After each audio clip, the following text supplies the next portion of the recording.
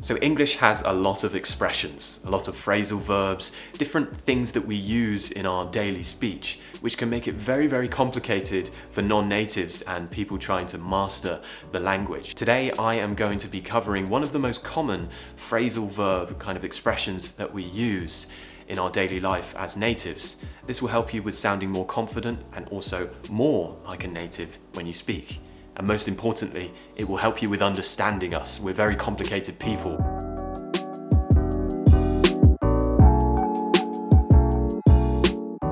Hello everybody, it's me, Elliott from ETJ English, and we are talking about the word pop.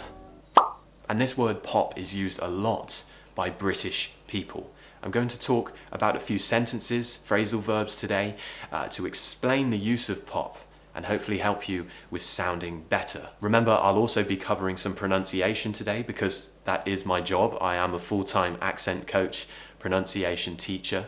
So if you do want to learn directly with me, you can join my course with the link in the description below, or go to etjenglish.com, where you can become my student and learn how to improve your accent and sound more British. Pop resembles quickness, something happening fast.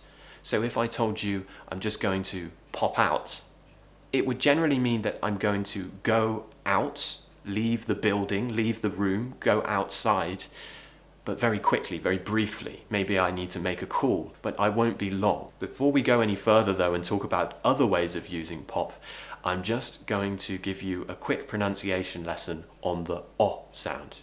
Because most of the time when my students join my course, they pronounce this O sound in words like hot, not, pot, with more of an American pronunciation. We do pronounce this O sound quite often when we speak English, and if you do it with the British form of the vowel, you'll instantly sound more British because it sounds so different to the American form. So, the O sound. The first thing to understand is that we need to pull the tongue back slightly. We keep it quite low in the mouth, but we need to pull it back towards our throat. But the most important part, I would say, is the fact that we need to round our mouth. So, create a circular shape, not too circular, look at me. O, O. So I'm making a round shape, and my tongue is pulled back towards the back of my mouth. And I'm just quickly pushing the sound out. It's a short vowel, so it should never be O, it should be O. Let's try it in some words. Firstly, at the beginning of a word, on, O, O, on. So to create that N, you just need to push your tongue from where it was for the O sound, push your tongue up to the top of your mouth, on. Okay, now let's try off.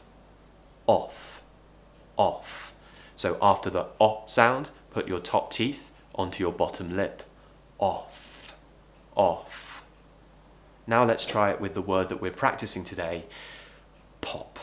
So p, p, p, pop, pop, pop, pop, pop, pop. Can you pronounce it? If you can, very good job. Let's start learning about the expressions. Firstly, what I mentioned earlier, I'm just going to pop out for a second. Very common expression here. We usually say for a second as well to show that we won't be long. So I'm just going to pop out for a second. Can you hold my drink? And to pop out means to go outside. Now here we're actually connecting our speech. We're connecting pop to out. Pop out. Pop out. The reason why is because pop finishes with a P, which is a consonant sound. Now remember, when words finish with a consonant sound and the next word begins with a vowel sound, we will join those together. Pop out. So I'm just going to pop out for a second. Meaning I'm going to very briefly leave the room, go outside. Maybe if you want to be more specific, you could say, I'm just going to pop to the shops. Or I'm just popping to the shops. So again, that just means I am going to this location, but quickly, briefly. It's something I'm not going to do for a very long time, because remember, pop is something that happens fast, and that's what's happening here. So I'm just popping to the shops for a sec. If you need the toilet, this is a very good expression. When you're at the dinner table or something, or you're round a friend's house, you could just say to them, I'm just going to pop to the loo. I'm just going to pop to the loo. Pop to the loo. Now we're not connecting our speech with this one because to begins with a t consonant, so we can't connect our speech here. Pop to the loo. So loo means toilet. We often use this in British English to say we're going to the toilet, but we will pronounce to as t. The reason why is because we can say it fast. It's not really very important, the word to, in this sentence. So we'll use the schwa sound, t. I'm just going to pop to the loo. Let's say I'm on the phone to one of my friends and he or she has nothing on tonight, no plans. I could say, oh, okay, can I pop round later?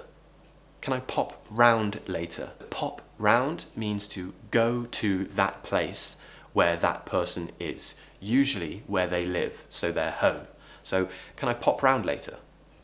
Or I might say, I'm just going to pop round tonight just to say hi, meaning I'm going to go to your place. One more thing, we can use it to turn a machine on. For example, the television. Can you pop the telly on? Sometimes we call television telly. Telly. This is a very common British way of saying television. I might say to my partner, what's on the telly tonight? Meaning, what television shows are on the television tonight? Telly, okay, telly, very common here. So, if I told someone, could you just pop the telly on? That simply means, can you switch, use the switch, press the button to make the TV turn on? Can you pop the telly on?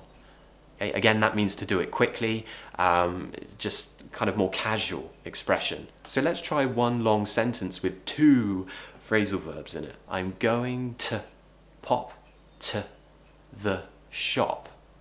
Again, we have the o sound. Shop, shop. Later. Don't forget the schwa sound in later, the same as what we're doing in to, t. Okay, I'm going to pop to the shop later. So with lots of t sounds happening here. To pick up, meaning to collect, to take some milk, which is very, very impossible to do at the moment because everybody is taking everything from the supermarkets. Due to the virus, everybody's panicking in the UK. And if you go into a supermarket now, all the shelves are completely empty. So if you don't have any toilet paper at the moment in your house, good luck, because you're probably going to have to use some cabbage or something to wipe your bottom now. So there we go. Let's try this sentence one more time. I'm going to pop to the shop later to pick up some milk. Okay? So the main things to remember of what we've taught today is weak forms. To very often being pronounced as to pop to the shop. Okay? The other thing to remember is, of course, the pronunciation of the o sound. Shop, pop. And the other thing to remember is that the word pop is used in many different ways. It can be used to mean turn a machine on. It can mean we're going somewhere or we're coming somewhere. It has a variety of uses. Feel free to use it because, as I said, it's very, very common in British English. Now again, if you need help with your pronunciation, don't forget to join my course, become my student. I'd love to help you. If not, please do give me a big thumbs up today, subscribe if you haven't already, and I will see you all in the next lesson. Take care, guys. Cheers. Bye.